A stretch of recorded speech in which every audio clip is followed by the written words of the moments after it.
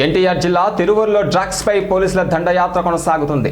దండయాత్ర 2.0 పరీక్ష చేద్దాం మత్తు వదిలిద్దాం కార్యక్రమాన్ని ఘనంగా నిర్వహించారు.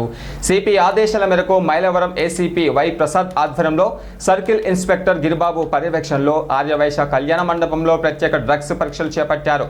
ఈ పట్టణంలో డ్రగ్స్ వినియోగం జరుగుతుందనే అనుమానంతో యువకులు టెస్టులు నిర్వహించారు. ఈ కార్యక్రమంలో జయకృష్ణ హాస్పిటల్ వైద్యులు ఐఎంఏ అధ్యక్షులు డాక్టర్ పెనుబల్లి నాగేశ్వరరావు ఆధ్వర్యంలో మెడికల్ టీం పాల్గొంది.